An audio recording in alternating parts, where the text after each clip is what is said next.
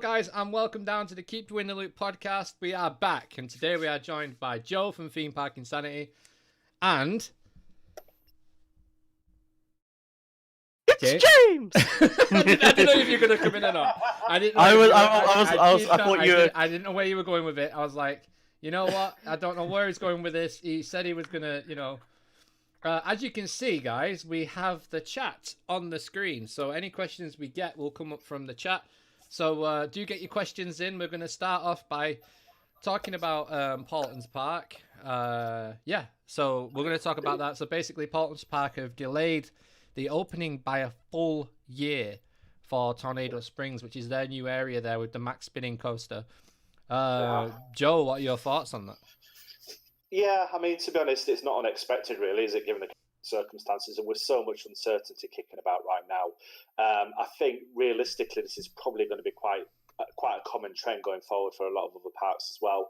I mean, realistically, I'm expecting this now from the likes of Flamingo Land as well. With their new ride, there is no way they're going to be able to have that ready for summertime now, given how much sort of short notice it is. So I think overall, it's sad it's been announced, but again, not really surprising. But I think holding back till Easter next year would kind of fall in line with their planned opening for the year after. So hopefully we'll be at a point where we can open then, and hopefully we'll sort of see the investments opening as planned. Yeah, it's just one of those, basically, sadly. Yeah. James? I'm quite surprised they're delaying it that much. Same. I'm with you on this. I thought they would do. Yeah. When they're allowed to reopen, either hold off, get a new press event scheduled for maybe a month after they open again, if they're allowed to open over summer, or soft open it and then do a press event on top of that afterwards as well. Which, as far as I could see, I think Towers might be doing that. They're either going to do a press event as soon as they can after they're allowed to reopen, or they're going to soft open it. I think so. So I'm surprised they're leaving it that long, especially with how much they've invested. If they were to open that as soon as they reopen this year, you're going to draw a lot more crowd. And with the start of the season that they've had, where they can't be open, they need to have that crowd coming in. Oh, absolutely. So it doesn't make sense to me to wait till next year to open it when they could have opened it later on this year. Yeah, drawn in crowd and try and claw back some of that money that they've lost out on. I mean, what do we think the chances are of them maybe deciding later on in the year if they do, sort of get more of a chance to have a season? What do we think the chances are of them kind of going back on that decision, perhaps? Do you think that is a possibility? I mean, it'll have to happen very soon for them to change their mind so quickly. But I think this is a business decision over, actual for the park. I think it's more of them saying, look, are we going to get the most out of this launch if we do it this year, as opposed to if we wait till next year? We have the closed season, we have the lockdown to build the hype up even more. And to be honest with you, the marketing for this project they've had, the Tornado Springs project, has been phenomenal. It really has. The way they've built it up, almost like something Cedar Point would do, where they just build and build and build and build and build. And unfortunately, they've realised that now, because no work is taking place on site anymore, that it's not going to be to its full potential. If they say, let's say the government say to us in the next 6 weeks, everything back to normal, they're going to think, well, that gives us 3 weeks, or that gives us a week to make sure it's open for the public for when everything opens. It's not going to be good enough. So I think it's the right decision for them to leave it possibly not a year, like James was saying. That seems very negative in a way. Yeah, because like other parks, I'd agree. Iron Gwazi, right? Before we had the all non-essential workers. Yeah. Well, even saying that, if the job that you do, it hasn't been shut down by government, so like working a bar, and you can't do it from home, you are still allowed to travel for work. I mean, as well, isn't construction still ongoing on a lot of different locations? Construction's still ongoing in loads of places. So then why? It's not something you can do from home. So No, I'm exactly. assuming they are still having shift people doing work. Maybe not the full staff team. Having shift. having having shifts. Yeah. No. And getting yeah. half the amount of construction workers in at a time. Yeah. Why not? I mean, well, carry on doing some work. You don't know though. Like a case could have broke out within the construction thing, and they've all had to self-isolate. We don't know that. What we're just speculating here, guys. So we don't know what's actually happened. That could have happened, and for them to think that, oh well, they've all gonna have to isolate now. Maybe we're not going to be able to get it done. That's kind of what I've got a feeling that's happened. Something's broke out, and because obviously where it is in the UK right now is a hotspot. It's pretty close to London, really, isn't it? To be fair, I just want to give a quick shout out to Love to Explore in the chat there. That's Mike and Stacey's channel, by the way, guys. My friend. Very good evening, guys. Hello. Yeah, so I just want to say hello to you. Hello. Hope you're okay. And you make a very good point, actually. Also, talking about Tornado Springs being on hold, Gulliver's River Valley is an entirely new park. It's a family park that won't even open entirely yet. Yeah, it's a very good point. I just wanted to address that. You know, and there's things like Iron Gwazi as well. Now, they're advertising that it's open. There's been billboards. Yeah, Icebreaker as well, Emperor. So there's projects in America that have been kind of finished, but not 100% finished. Almost like the Inversion coaster at Flamingo Land. I'm going to call it Inversion from now on because I hate saying Flamingo Land's 10 inverting roller coaster. It's not. It's not easy to say. No, just Inversion. I mean, I know for a fact, speaking to various different sources, it definitely does appear that work has entirely ceased on site over there at the moment, and the only staff that are currently up there are a handful of security and basically the zookeepers. Yeah, well, they have to be there. Indeed, they do, and obviously that's essential. But apart from that, there's not even office staff there. These guys are completely shut down. So, with that being the case, Flamingo Land will be proceeding for quite a farewell. I think it's fair to say. It's a very good question, Laughs and Coasters. Considering we're on the topic, I'll just address it. Has the ride been tested by Mac yet? That's a really good question. Well, we did see it doing the pull through. That's true. We saw it doing the pull through as we were starting to go into lockdown. Yeah. So I don't. And also, if it's being tested by Mac, were Mac on site to actually do the testing before the flights and border was shut? Essentially, that could be another contribution. Because you basically have shut the border from people traveling from so other zones. I'm guessing that. Oh, do you know what could have happened? Thinking about that now, you're just mentioning that people that were working on the site might have had to go home. Oh yeah, good point. They might have had to go home, back to their homelands because of obviously, like you just said, the borders are closing. Maybe the construction workers weren't actually from they're London. not closed, but it's like recommended not to travel. Kind of. Yeah, I mean, good luck trying to find a flight. They're only doing repatriation flights now, pretty much. Yeah, same as well. And did you know that there's a cruise ship that set sail before the lockdown and is actually still on the voyage right now, and they've only let 7 passengers off for repatriation. To get home. Standard, isn't it? How mad is that? Like they're in the middle of the ocean and the world's burning around them. It's insane. I think of worse views, to be fair, actually, but not good. Yeah, no, I know. Well, it depends what kind of cruise it is. Yeah, very good point. It could be a bingo cruise, Oh God. Bingo! 22. Why not? 88. There's a YouTuber that I watch called Samus666, and he always says 22 that way. It's quite funny. So Love to Explore has just hit the nail on the head. What we're going to talk about next, and that is the not 2 meter social distancing from Disneyland Shanghai. Can we just their markings? Who? Have they got a dodgy ruler? I don't know. They're not 2 meters apart. I think they have 2 centimeters apart, to be honest with you, written on that. But there's no way 2 meters apart. Is it 2 meters apart all over the world, or is it? It might just be a UK thing. Yeah, I don't know. I mean, I've seen things on the news of people standing 2 meters apart, but you can't really, unless you carry a ruler around with you or your stick that you carry around with, that's 2 meters. You're not exactly going to be 2. I was in Tesco's today, right? Target for our US saying business. that the Tesco markings aren't 2 meters. No, they're not. They're all different, and there was some that were missing, and there was 2 meters, 2 meters, 2 meters, big gap where the exit was, and then there was literally a line right next to the doors where the doors open. So someone stood there waiting for the trolley in front to move. Someone's literally just walked past them about an inch away from them, like coming out of the doors. It's like, what are we even doing? Like, you know, it's like, how are we going to get back to normal? It's just so frustrating. I mean, I know that Alton Towers did show some social distancing measures before the lockdown happened. Yeah. They did. And Blackpool did as well. Blackpool were wiping down rides. Obviously, they were the last park to close, weren't they, really? They were really stubborn. But, you know, eventually the 2 meters in Canada, there you go. Behemoth just said that. Yeah, most European 2 meters countries. in most European countries. So, Yeah. it's crazy. But it's good. You know, it shows that the world is trying to implement this new thing into everyday life, really. I mean, it's probably something we're going to have to learn to live with.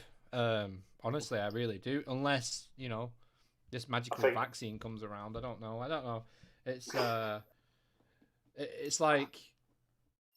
like people don't even. Some people are really scared right now, like out and about.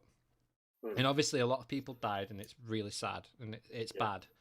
But there's some people that just don't even know what's going on. Like, some people are just like in their own little bubble, and they just think everything's still the same. They're completely oblivious to what's right in front of them. Which is fair enough, because not everyone watches the news. Not everyone reads a newspaper. You know, and then on the internet they just see trends, and then they'll be like, "Oh, well, what's this trend?" Like TikTok, apparently, TikTok's just blown off the earth. You know, it's crazy. It's gone nuts. This TikTok. Everybody's going on there. I've got bored of it, mate. It's the same stuff over and over again now. I've realized. Yeah, I was on it, and then I haven't been on it for like weeks. So. That's not my thing. Yeah, can you imagine queuing up in the Smiler queue, with social distancing? Well, that's the thing. Like, they've got the 2 meters apart.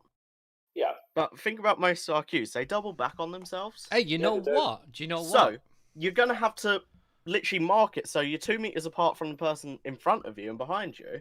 And 2 meters on but the you're also sides. going to have to mark it so that you're not 2 meters. You literally have to mark it in a different way for the next row to keep it 2 meters apart from the person in the other lane where it's double back. It's there's going to be a lot of Merlin fences that are being destroyed. You know, in the next couple of months, I think, where they're just going to have to destroy their fences.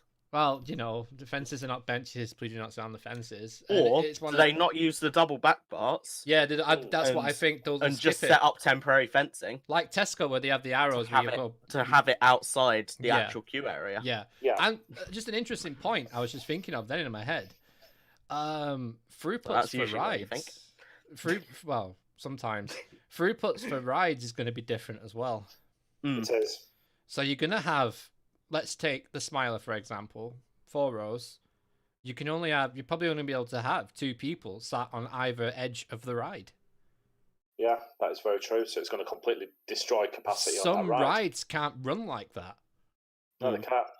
Like Rush. Rush has to have a certain amount of people on it, doesn't it? Samurai. No, I think Rush is okay. There was one at Fort Park. Samurai, yeah.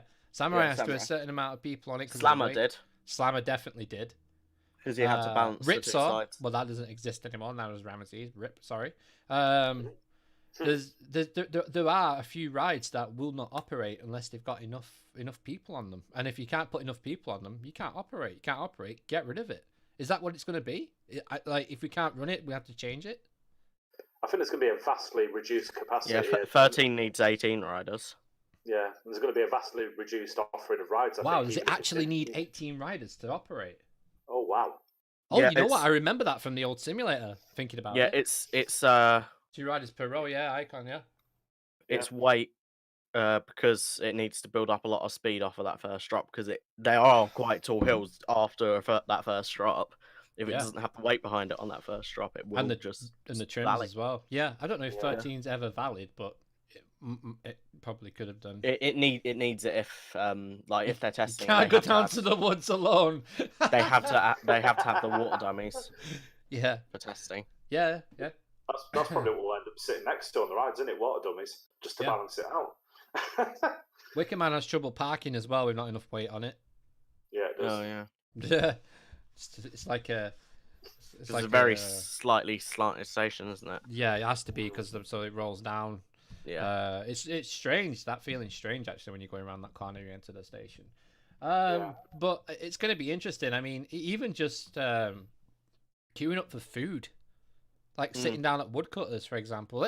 Hex. What about Hex? Like, you know, it's a pre-show. Wickerman, there's a pre-show. How is this going to affect everything? Like, it can't happen. It can't happen. You must have to go through the park entrance, get sanitized. So wash your hands. Yep. They'll give you masks if you want them, I imagine. Well, there has been talks about, like, if you need to get on public transport and stuff, you should be using a mask. Yeah. You know, it's not a should. You will have to wear a mask. Right. Yeah. Yeah. Well, they better start designing some comfy masks then, aren't they? They also better start designing them in general because they don't even have enough, you know, for this NHS staff. Well, that's because we rely on outsourcing our stuff, don't we? Which is ridiculous in this day and age. It's time that we started taking responsibility, manufacturing in the UK and providing exactly what our economy needs and actually putting our people first rather than bringing it all in from abroad and expecting to rely on that. Absolutely. That is not something that we should be doing in this current climate and in this situation. We're perfectly capable of making our own things, and it's time we started doing that. Well, but that's what the whole EU discussion was about. Like, we rely on too many people outside our country. And they don't deliver. They never deliver. No. You know, they're like a really bad takeaway. You order it and then it don't turn up. 3 hours later you get a knock on your door and it's like, I'm going. And then they don't come with the right food and you have to send it back and then they don't turn up for another 3 hours just because they forgot a can of Coke. This is a little bit of an anecdote there for you guys. That's what happened to me one day. Another thing what happened to me actually going on for delivery services, we'll just go into this quickly. I ordered McDonald's for the first time I think it was last year. And Danielle and Jaden were staying over, and we ordered through the first time. I think it was Deliveroo. I think it was actually. No, it wasn't. Who does the McDonald's? Eats. Uber Eats. That's it. And Danielle's came, Jaden's came. I had chips, and I rang them, and they were like, "Well, you're gonna have to ring Uber Eats." And I rang Uber Eats, and they were like, "Well, you're gonna have to ring McDonald's." I was like, "I'm not even bothering with this anymore. This is the ball ache." So no fun whatsoever. Yeah, so I know what not getting what you promised feels like. So I mean, that's probably what, you know, people feel like at the moment. But I'm sure that, you know, once people get up and running with factories and stuff in the UK, I mean, we're not getting many factories left now. They've all been turned into flats and jam rooms. Actually, there's a lot of jam rooms in well, thankfully, my wife's factory is still going, but the only sad side to that is that because she's in a fairly high position, she's now back at work, which unfortunately leaves me with my little boy every day. But at the same time, you know, the industry is still there, and it's apparently completely exempt from the non-essential working rules as well, which I don't really kind of agree with on certain fronts because manufacturing. But what's essential though? But this was. I know we're going slightly off theme park topic here, but let's for example, guys, let's say if Alton Towers opens and 13's breaks down, they need a part from Intamin. Intamin suppliers are shut.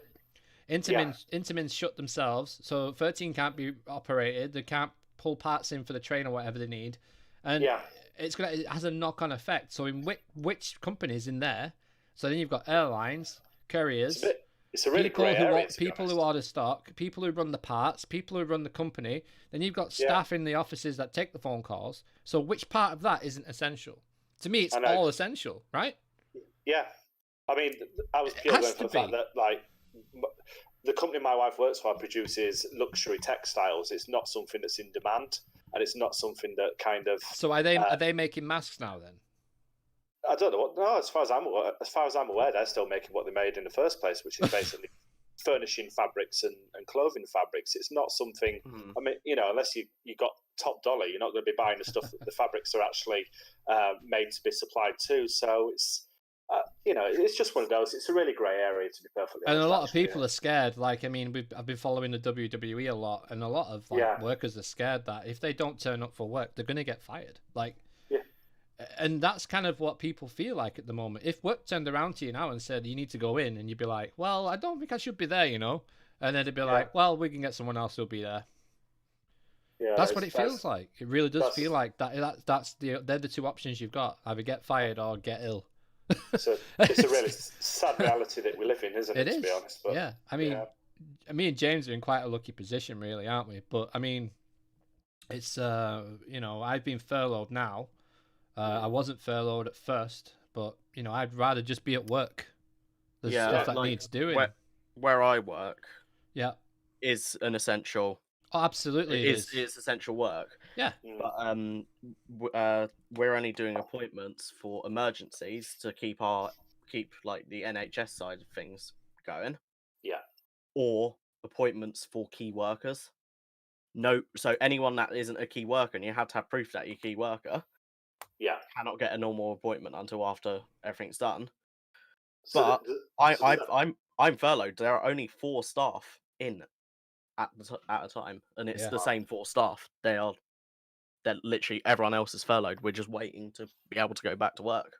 I mean, the main question that's on everybody's minds right now will be, how long is this going to go on for, and how long do we expect this is going to be? I mean, it is still very uncertain, isn't it? Because we're hearing one thing one day and another thing forever.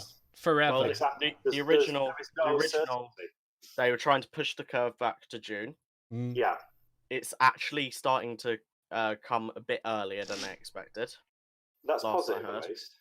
Yeah, we are starting to see it kind of start to plateau, which is good. London's dropped dramatically. Yeah, we're starting to see reduction in numbers of death rates per day. That's really good. It's still going up, but it's not going up as fast as it used to. Yeah, it's not going over. It's like you say, it's plateauing out now, which is what they want. But they want it to. We still need to wait for it to completely go down. Yeah, and us to not have any new infections per day, or very minimal at that, because what we saw from China. Well, let's not go off their data, shall we? No, people starting to travel back there, though. No, people starting to travel back. They had full lockdown, managed to bring their rates right down. Yeah. But then, because everything reopened pretty quickly. Yeah. There was a national park that opened that had 20,000 people turn up because they knocked the $10 off the price. Yeah, but there was a second wave, so we need to make sure that we don't do that. Yeah, we don't want to get into that position at all. We really don't. So that I did see a thing that it might be kind of like a traffic light system. I think so. I've seen that knocking about. Have you seen that? Which was red, amber, green. So red is very limited things start to reopen. Yeah, like small shops. Small shops, yeah. And then amber, you can start traveling. We're gonna have staggered opening times for different businesses. Yeah. Yeah. So that there's not one rush hour where everyone's using public transport at the same time. Which is what it should be anyway. Like rush hour on the roads is ridiculous. Oh, it's madness. Absolute madness. There's too many cars. Needs to go down below 1. Yeah. The infection rate is down below 1. They're saying it's below 1 at the moment, but it's keeping it there. That's the thing, isn't it? That is the challenge. Yeah, definitely. But we'll because I saw quite a funny thing on Facebook, which was it was like comparing like group thought on the whole situation of it's all like the lockdown seems to be working. That's fine, we can go outside. The other half of the image was, okay, my parachute slowed my fall down a bit. Time to cut it off. No. No. Definitely not. No. That's pretty good. It's true. Yeah, it's true. It is true. It slowed you down, but you need to get down first. Yeah. It's starting to slow down. We need to carry on for a while. Yeah, we do. Sadly, we do. All right, guys. So get your questions in now, and I'm just going to do a cheap little plug. If you are listening on Spotify, hello and welcome to the CoasterGen podcast. Make sure you check out our YouTube channel, and make sure you go over to our Facebook page. And when you subscribe on YouTube, hit that bell and follow us on all our social media. And it's beautiful to be on Spotify right now. So make sure you check us out. Check out all our theme park content, our news day to day on Facebook and Twitter, and follow our amazing photography that James did over the season last year, which we should have had at least another 5,000 photographs added to our library this year, but obviously with Yeah. things that have happened, that's not going ahead. So I was looking forward to getting down to Thorpe and Chassis and getting yeah, because better my photos. my photos from Thorpe last year. Every time I went, it was raining, Yeah, and they just looked horrible. they Like, did. Yeah, But you can get some good. we've managed to pull out some, but I've started posting again on there. So we are at Luke CG UK on Instagram, at CoasterGen Official on Twitter, and CoasterGen on Facebook. And you can find our Discord link in the description for this podcast. So yeah, guys. So let's get some questions in. Let's have a look. We did have one.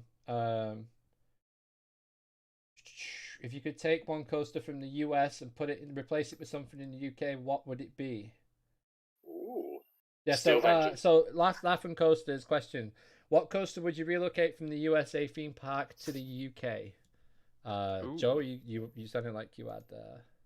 Yeah, so I think Steel Vengeance, bring that up to the UK and replace. You see, that one's a bit of a hard one to call because everything we've got is kind of unique and sort of. There's not much sort of samey in this country. I think possibly take out the Ultimate at Lightwater Valley and slap Steel Vengeance there. Realistically, that's probably the best part of going. It'll certainly take the customers back. I know that much. What about you guys? This is your Minecraft impression. Yeah, my Minecraft impression. I don't know. I'm trying to think. What would I like? I would like an RMC. Yeah, I'd like Iron Gwazi over here. Oh hell yeah! Cool. Still Iron Gwazi. Iron Gwazi at Thorpe. Mine? Ooh, yeah. Replace. What would I replace it for? Flying fish. Colossus. Eh. Good call. Actually, yes. Yeah, if we're getting the thing, yeah, that could work. Be like for like, really, wouldn't it? You know, a rough ride for a rough ride. Let me think. I just need to have a little think about this one. Anybody got any more questions? Luke, what's the Planet Coaster plans that you're doing next? Planet Coaster plans next? For the next stream. I'm not sure actually. Might wing it. Not a wing coaster because they've already got one. I don't know. I can't do a Eurofighter. I can't do an Intermin. Not now because I've already done one. I've done an RNC. I've done a dive. Maybe a flawless. That could work. Yeah, maybe a flawless coaster. Yeah. So, what do you guys think of the new Raptor single track design that RNC have come up with from Ben King? I think it's absolutely amazing. Yeah. There's so much potential with that type of ride. And thinking about that. Sorry, Joe, I didn't mean to cut you off, but that's the perfect social distancing ride. It really is. If there was ever one, that's it. That's the ride type. Social distancing, the ride. Yeah, exactly. Right. You know, that's going to be a Fort Park ride in 10 years' time. Watch, promise you. That's going to be something at Fort Park. I think that a Raptor would work really well as a terrain coaster. You know, I think give it enough height, you're gonna get some cracking interaction. I could really see something like that working at towers. The only issue with it would be the throughput on it, depending on how many trains it had. But I could really see it fitting in regardless as a new ride. You know, good replacement for the Arrow Pipeline coaster too. Yeah, you know, that sort of feel. You know, something a bit more modern and a bit more still kind of on that wavelength. Maybe they could get rid of Liseberg at Liseberg and they could put a Raptor track in there that goes around the. Around Helix and stuff. That'd be cool. I mean, that's an iconic ride. I mean, that's what we were supposed to get at Alton Towers. But that didn't happen. What do you think, James? What do you think of the Raptor tracks? Yeah, I think they look cool. Very, very good. Like for a small kind of place, like small footprint ride. Oh, you say that, but Jersey Devil's quite a big one. So there is room. There is room for the bigger rides, but. Like Golden Lasso, Wonder Woman, I think it is. Golden Lasso, yeah. That's a very small footprint. Excuse me, I just had a brew. Yeah, no, that is a very small footprint, but that looks like it packs so much of a punch. Them corkscrews look insane, and that first drop looks mental.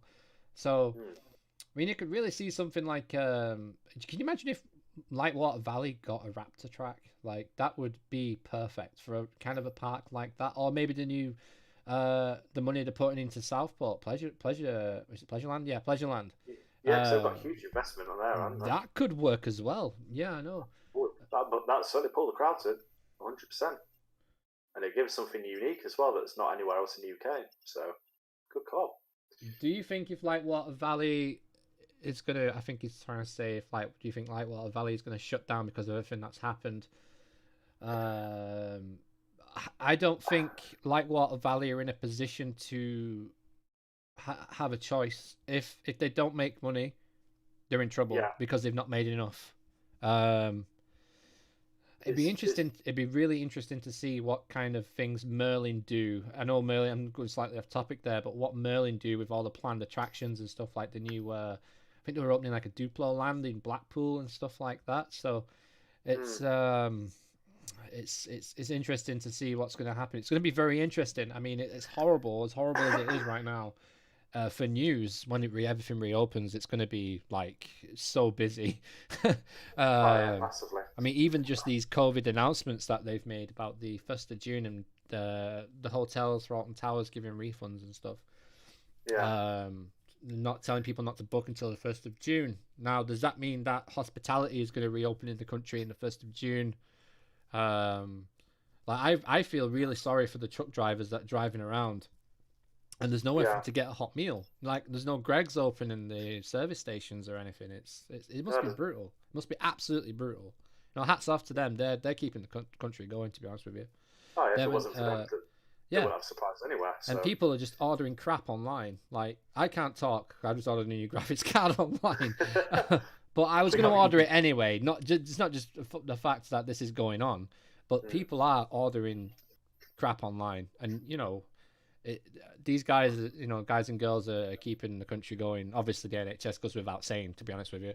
But I mean, you just got to think about maybe little businesses like Greggs and service stations could reopen just so to you know, because their life must be hell. Like, you know, going off like being able to drive for 2 hours and then stop, get a meal, and carry on driving. People driving from like Scotland to London, you know, all over Europe and all over the world. Like, they must be, you know, delivery drivers as well. Like, crazy.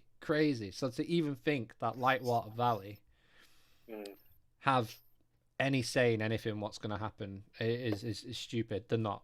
They're either going to invest or they're going to just. It's going to take one of two things for that park to keep going. It's either going to take a massive buyout by a well-established park operator, e.g. Merlin. Could do with the Greggs baguette, sorry. Absolutely. I should have mentioned it. Or, you know, it's going to be a case of, you know, given the trend of the past investment, you know, the park's just going to go under full stop. And I really think it is quite that simple. It's going to be a case of you either put back into this park and really start to put that investment in, or have somebody come in that knows what they're doing, or it's just going to go under full stop. And I think given the current circumstances, I think it's highly unlikely that we will be seeing this park continue in the near future. And that's horrible to say, but I think that's the realistic situation we're looking at here. You know, it's not something that's in a secure position to continue, really. Not given the current, you know, sort of issues they've had for the last couple of seasons, really. Put it this way, guys. In business, sorry, James. Let me just make this point.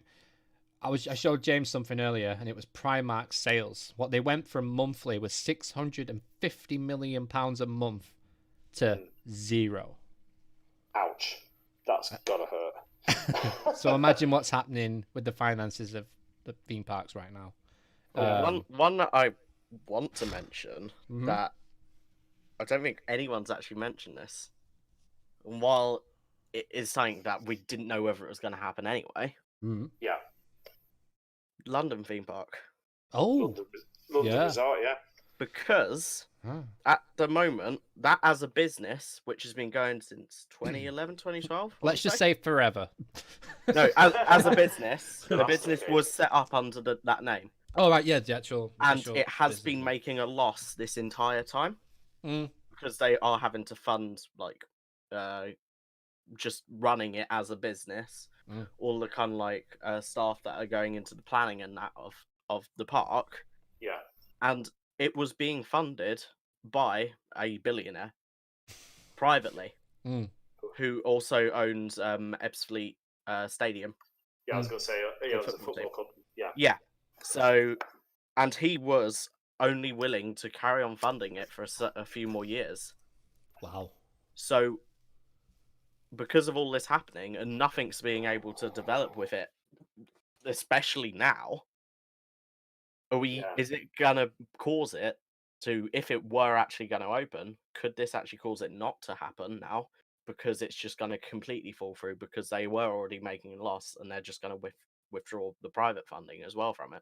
Yeah, I think that is quite a sad reality, really. It's the chance that could happen. Like, I hope it doesn't, but yeah, I'm hoping it doesn't because 2 minutes away from you, isn't it?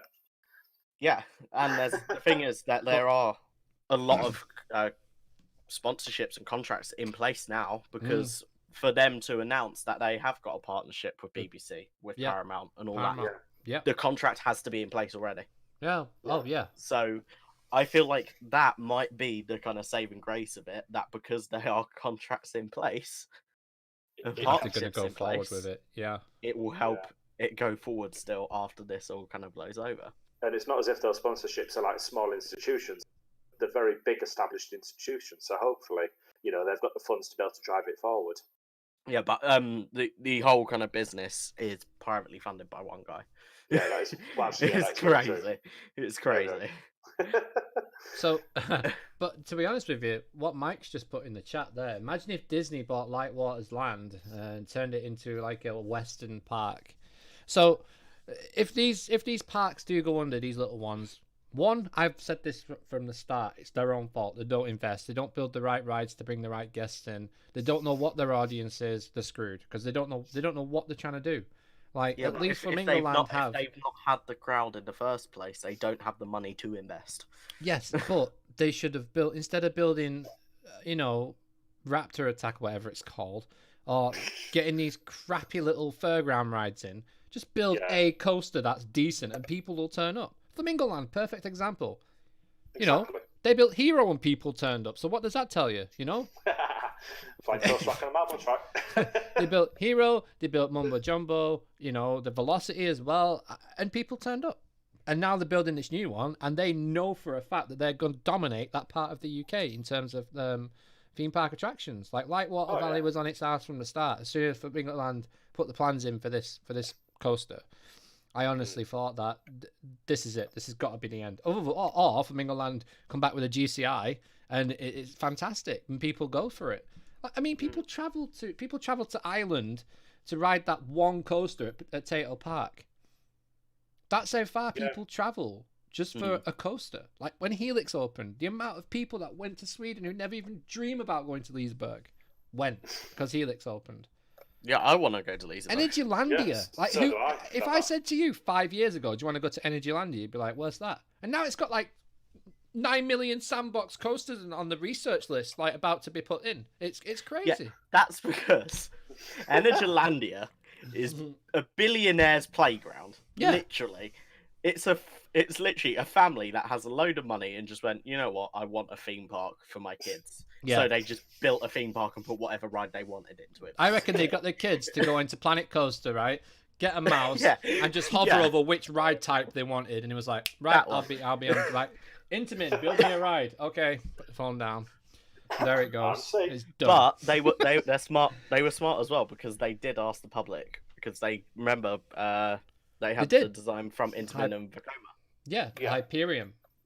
So they had two different designs and they had POVs of each of them in No Limits basically, and just went, which one do you want? They were absolutely shocking renders. Right, if they're listening to this, just email us CoasterGenOfficial@gmail.com and we'll do it for you. Like, stop using crap renders for your videos. It does my head in. Don't use Planet Coaster like See the Point did either for Steel Avengers. Please never do that again in your life. It's depressing because there's people here who are willing to actually help out parks and things, and we know what we're doing in No Limits. I've got almost over 15 years experience using No Limits. It's ridiculous. It's ridiculous how long I've been using that program for. It's crazy. And like you with Blender, James, bloody hell, you could build anything, Could be done. And if you need anybody for the creative writing side, hey, I'm here, guys. I've got plenty of experience on that front as well. So Flamingo Land hit me up. buy out. That's a very good point, Ben. Just want to address that. I wonder if Flamingo Land might buy out Lightwater Valley. Ooh. I did wonder about that personally, and I think it's a very strong likely possibility, especially with the fact that it's so close by as well. Do it now, and you'll get it cheap. Oh yeah. Do it now, and you'll get it cheap, big time. There's no question about it. You get it cheap. It would benefit them to have two resorts that close together as well, because at least then you've got capacity on both fronts within half an hour of each other. 100%. We'll contact the Polish family to build on Lightwater's land. Yeah. I mean, if it could, I like Hero. Raymond, why? Bing, bing, bing, bing, bing, bing. A second gate for Flamingo Land. What is everyone's thoughts on Black Gunshine? What's that? What is that? It's a theme park on the Isle of Man, I believe. I think. Oh. What? They got a theme park?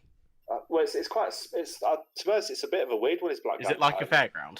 Googling on air. I think it's quite similar to that sort of setup. Yeah, I mean, I'm not 100% on myself, but I know it's quite a small scale attraction. Land of Imagination. Yeah, that's the one. Is it Isle of Man? I think. Yeah. Yeah, it is. Yeah. Oh, they have a Hot steel. map. They have a steel coaster. They have a train. They have a pirate ship. Yeah, it's just basically another Gulliver's World, right? Oh. There's too many of these parks. Hmm. Too many of them. Cowboy Town. Hero looks like a bone shaker. Yeah, it's definitely that, mate. Trust me, it shakes more than just your bones. Have you seen the resolution of the park map as well? It's not brilliant. Isle of Wight. Isle of Wight. Isle of Man. Yeah, I'm gonna say Isle of Man. Isle of Wight. Sorry, yeah, that's the one. They have a coaster called Cliffhanger. Area 5 restricted. Oh, are they actually building something? Oh, are they? Oh, it says Area 5 restricted. Dinosaurs. No, I think that's just the area. Dodo Valley. That's what the area is called. Pirate Cove. That pirate ship looks like it was made on. Laughs and Coaster said the coaster is now SB&O apparently as well. So. Oh. That's not good. Snakes and ladders. That slide looks cool. The coaster is SB&O. Yeah. Not good. To be honest with you, Wickerman's SBNO at the moment, so we can't really use that as everything's SBNO. Yeah, everything. Yeah. Very good shot. Yeah, Mike, we'll have to have you on here to talk about that because you've actually been to the Gulliver's World that copies the Disneyland layout. It's quite funny that you showed me that as well. Wow. It's not as bad as people make it out. Last year, no, I went on it over 150 times. What? Wow. Oh, you mean Hero? Hello, sorry, Hero. Yeah. Oh, Hero. Oh, right. I'm going to say you went over to the Isle of Wight 150 times. Yeah. Jeez. Yeah. I think it's been on Cliffhanger over 200, I think. Quite easy. Yeah. Yeah, it's one of them. It's crazy that to think that, only 2 months ago 3 months ago I was at Blackpool at opening day. We were. I know. Mental. I mean, the plus side to all this, actually, even though we're getting all this time out, by the time that we actually do get the parks, I now have a lot of... I'm blaming you, Joe, because what you said in that vlog, well, the off-season's not been that long, really, has it? Oh... I was like, that's because we've been so busy. I was watching it the other day. I was like, why did you say that? Oh, it's your fault. Yeah, it's yours. Well, at least I now have my own camera and everything, so by the time we do get back, we can get some more footage. In fact, we can get double the amount of footage, actually. That's true. Yeah, we both got the same happy camera. Days. Yes, we have, literally. Yep, and we can get POVs, so that's really good. Yeah, as soon as Safari opens, I'm instantly booking the time off work, and you guys are coming down, so we can actually get Thorpe and Jesse done. 100%. Absolutely, yeah. No two ways about it. 100%. Need to, like, we'll literally like, a week, just plan it all in a week and do it. Yeah, every theme park. Well, I'll be in my car. I'll pick Luke up, straight down to you, man. So I'll be good. Yeah. Yeah. Yeah, that's correct, Joe. Thanks, Joe. Hang on. 'Cause, What's going to happen with the new pirate ship that is supposed to be getting constructed at Chessington World of Adventures from Ben? Well, it could be still happening because Chessington still have some staff in. I mean, if you watch the live videos that they do, you have to have staff in because they've got a zoo. Oh yeah. Yeah. So I mean, could that open the door open for them to have essential works being done? I mean, it's part. At the end of the day, this essential thing to me, I'm not seeing it as essential. I'm seeing it as looking after your business assets. Like, yeah, you know, you have to look after your assets. Otherwise, you don't make money when you reopen. It's like, you know, if you owned a bakery and you closed, obviously bakeries won't be closed. That's a bad example. If you owned a candle shop and it was closed and you didn't go in every day to clean up, make sure everything is still, you know, working, the till still works, the electronics are still working. If you don't go and check that and you go back in 3 months' time, everything's full of dust, everything's broken, you know, and then you've destroyed your assets, what you're trying to sell, you know? It's crazy to even think that isn't, you know. Yeah. No, I don't drive at the moment. I was supposed to be, literally, like, this month. Yeah. But then your test got cancelled. Yeah, got cancelled. Need to hire a tour bus and call it CoasterGen on tour. Yeah, I like that idea. That's a good idea. I'm all for that. 4 candles, no 4 candles. Me, Josh. Candles for forks. No 4 candles. Oh no, bad jokes. Only zoo staff allowed at Flamingoland, yes, but have all of Intermin staff gone home? It's the question. I'd like to know, actually. I mean, it might be worth an email to, you know, one of the parks to say, do you have all the staff on construction gone home?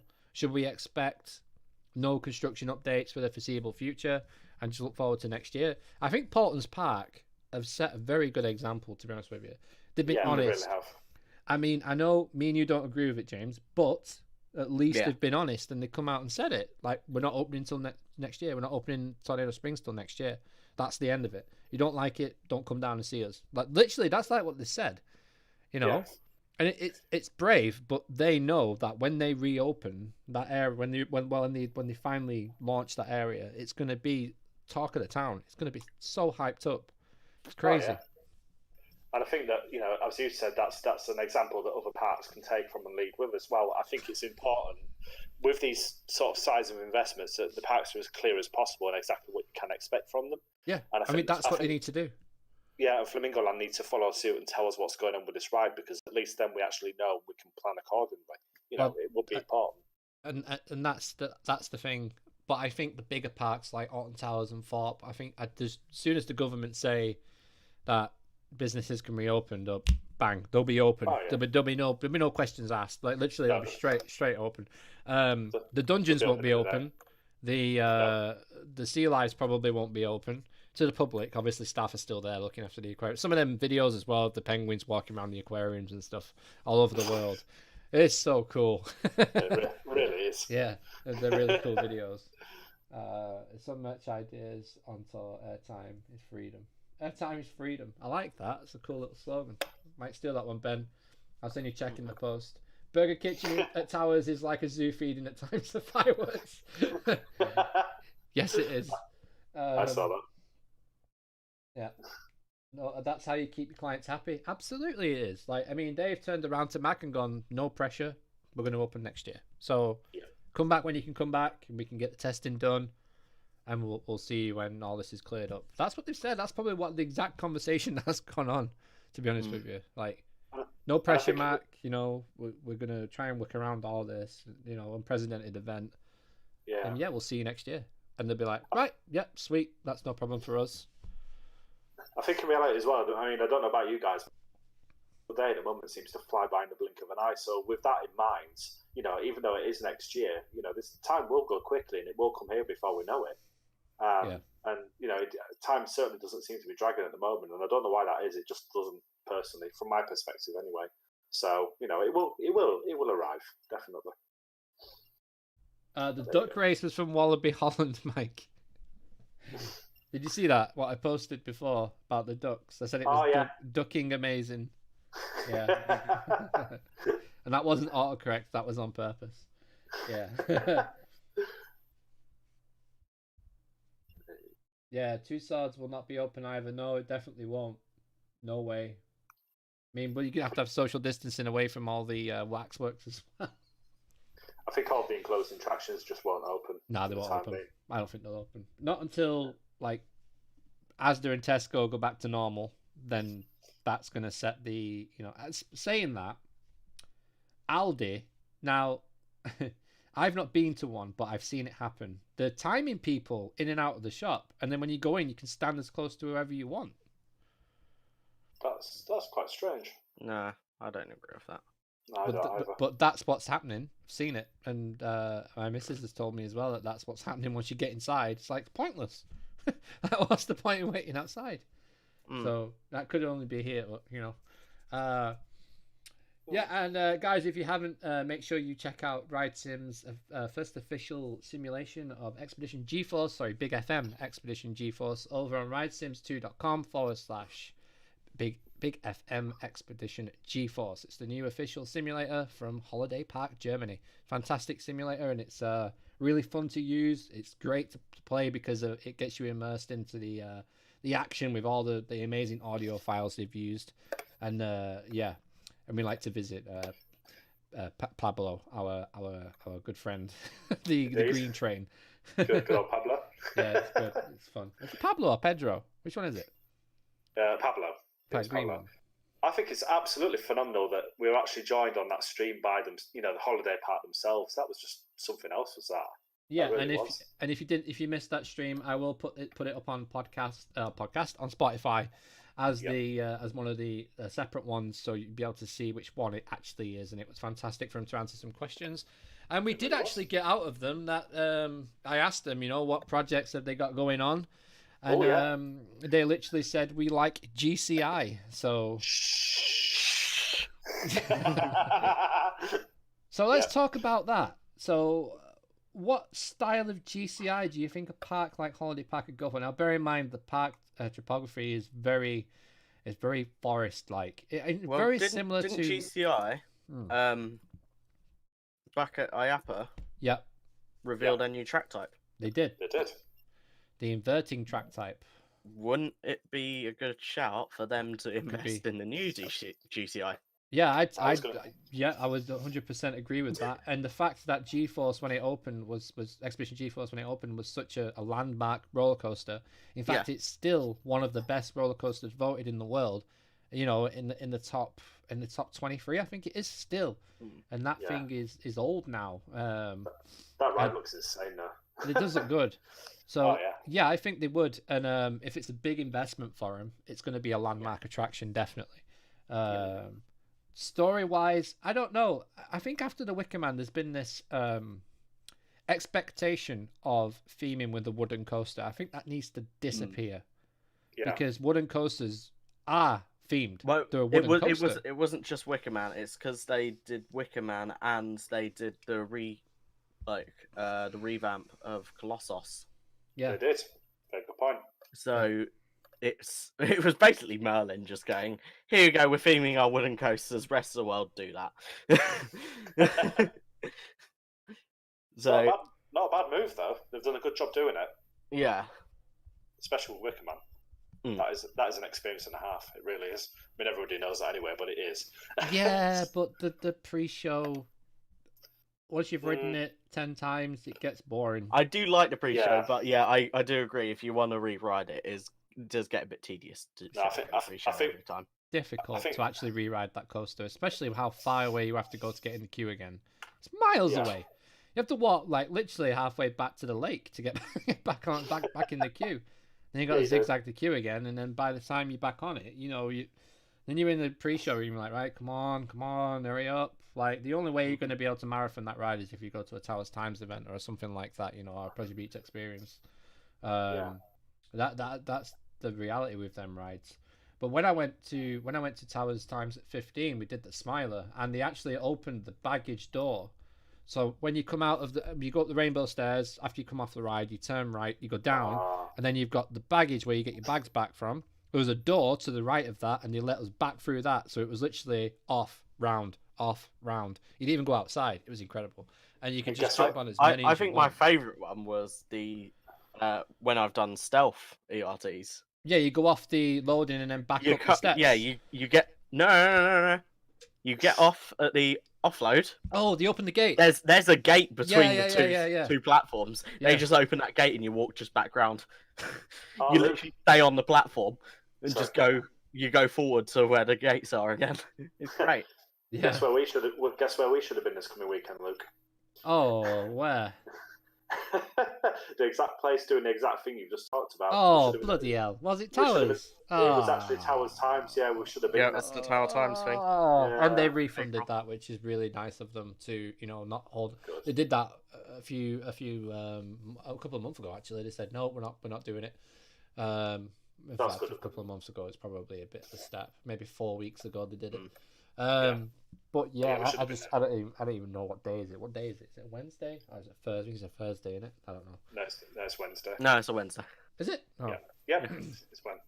all right. And according to my calendar, it is Administrative Professionals Day in the United States. Oh, well, congratulations to all the administrative professionals In the United States.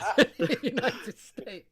Nice, Yeah. random. I wonder what coaster manufacturers, designers are designing during the lockdown. They must be creating some crazy ideas at home. Well, I've built 5 new coasters in the last 4 days, and they're all insane layouts. So yeah, I can only imagine what the pros are doing. Like, and it's crazy because, excuse me, like the amount of things that parks are doing now. It's been a bit of a wake-up call for parks in terms of like Fort Park and Alton Towers trying to do things online. For the first time ever, they've acknowledged that YouTube POVs exist. Indeed. Have you noticed that? Like, Yeah. they're like, So oh, they here's a POV, but we got it from, Coaster Studios or like Towers Times. And it's like, why haven't you been doing that all along? Exactly. Like, why? This is why people have to go out there and buy GoPros and turn up and be told that you can't use them. Because you don't give enough. They're too quiet. They think they're too big for like a YouTube or something like that, and it really, really upsets me. It does my head in because we're creating content because we like their stuff. Exactly. So they need to give back. Like we can't. They can't just take and take and take. No, They need to give back. But Fort Park have done to credit to Fort Park. They're doing a really cool thing with kids. They're doing like a physics lesson and loads of stuff online and. Alton Towers have done a lot as well, where you have to create things at home to match. Like someone had to build the towers out of whatever you could find in your house and take a picture of it, and send it in. That's pretty cool. That's pretty cool. But I mean, why isn't that a normal thing anyway? And I think a lot of parks will take away from this. Take away from anything is that they know that they've got a dedicated fan base, and soon as them doors open, wow, it's going to be chaos. I can't wait.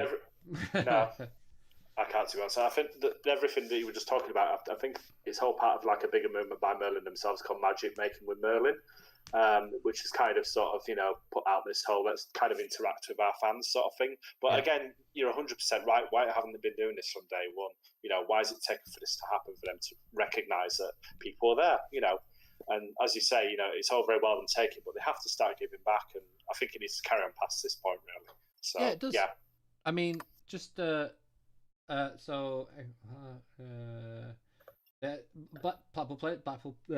Pleasure Beach have started doing POVs. Yeah, they have. Yeah, but they're other people's videos, and one of them that they put on is one we've got on our channel. So it's like it's the one that they released from the press when the ride opened. So it's nothing new. Maybe they need to step out the box. I think what Chesington did for Vampire with the drone shots, that was incredible. That was so cool. I'd love to see more content like that. I know Alton Towers have loads of footage because when you used to stay in the hotels or when you used to queue up for the monorail, the screens used to show the on rides, in really nice cinematic form as well. Not just a GoPro strapped to the front. It was like a really nice cinematic camera that was on the front of the ride, and it really added to it. And Yeah, Busch Gardens Tampa is annoying me now with that POV during these times. People already wrote. Yep. I agree. And they filmed a little bit of it. Yeah, Iron Gwazi. I agree. Yeah, they should probably release a POV of that, but they probably don't want to because I don't know. Why wouldn't you want to? I don't know. Usually they are pretty quick. Maybe it's RMC saying don't release it yet for whatever reason. Yeah. We don't know the story behind it. Because Zao just came out pretty damn quick, didn't it? And Wallaby Hollands did exactly the same. So it's a bit weird that kind of Iron Gwazi isn't doing the same. Maybe it's down to the park and the management, perhaps, but it could also be down to RMC, maybe. Might be a mixture of both, maybe. Hey, Jamie. Hey, yeah, they filmed loads of high-quality POVs just a few years ago. Yeah, they did. I mean, where are they? I mean, maybe it's the fact that people have taken over from people and they don't know where. They didn't know that had even been done. Possibly, you never know. But it's China Disneyland potential opening with distancing rules. Yeah, it's probably going to happen. Yep.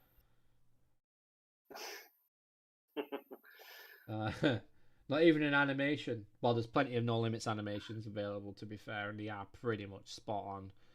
With the new update as well, the RMC update for No Limits, the graphics are stunning for the RMC rails. I wish everything else looked like the RMC coaster on No Limits. It looks incredible. Yeah. Anything else from the chat then? We've been going an hour, which is pretty cool actually. We managed to get quite a bit out of it. Pretty fast, yeah. So Joe, do you want to do a cheap plug for your well, not cheap plug, you want to do a plug for your website and just let people know what's to come and what you've been up to? Yeah, certainly, definitely. So in case you guys are where I've been for a week or so, firstly, let me apologise. I've currently got an ongoing health issue which I'm currently dealing with. I'm not going to go into it too much because I kind of covered it on my page this morning. But needless to say, I'm currently on crutches and it's making life quite difficult. So with that in mind, I've been working quite hard on a lot of different content to bring to the website. Now, I'm going to be bringing plenty of blog posts, plenty of ride reviews. I also have an interview, which I'll drop further details about very soon as I finalise that as well. And it's something that's not just a small, it's something fairly decent. So looking forward to bringing that to you. But just to give you guys a fair idea what you can expect from us in the next week or so, we have a blog post coming which covers how to overcome your fear of experiencing horror-based attractions. Now, it's quite a common thing that obviously, you're kind of a bit apprehensive about going to horror walkthroughs, that sort of thing, maybe sort of scare mazes at, sort of Halloween attractions, etc. So what I've done is I've put the feelers out there to try and get an idea of kind of what other people are doing to sort of overcome that. And what I will be doing is I'll be further discussing that in that blog post. We also have a ride review coming of the Ultimate I Water Valley, and that one is actually quite a unique coaster. It's quite personal to us. We've got quite a sort of strong connection with that ride from sort of my childhood, so I'll be explaining more about that in the ride review. And there is plenty of other things as well as quizzes coming to the website too. So there is a lot of stuff to look forward to coming to themeparkinsanity.co.uk. If you haven't already been over there and checked it out, please do, because it's well worth a look. There is a lot of stuff on there which I really hope that you guys will like. But also as well, go check us out on Facebook and just drop us some feedback as well. Just how you're finding the experience with us too, because we want to obviously ensure that going forward we bring you the experience that you would like the very most. Anyway, that's everything from me. Thank you very much for listening, and I'll pass it back over to Luke. Cheers. Yes, so we've been busy as well at CoasterGen. As you guys know, if you are regulars to the live streams every day, that we have been streaming every day since this lockdown happened. That's just basically due to me having time at home and being bored out of my head. So, but you guys do enjoy the streams, and they will continue for as long as I possibly can. All bear in mind, when we do go back to normality in life, I'm not going to have like 8 hours at home to do nothing. So I just wanted to give you a heads up on that. The streams probably will stop, probably go to about 3 or 4 a week when everything goes back to normal. But yeah, that from me, and the fact that as well, actually. Big announcement.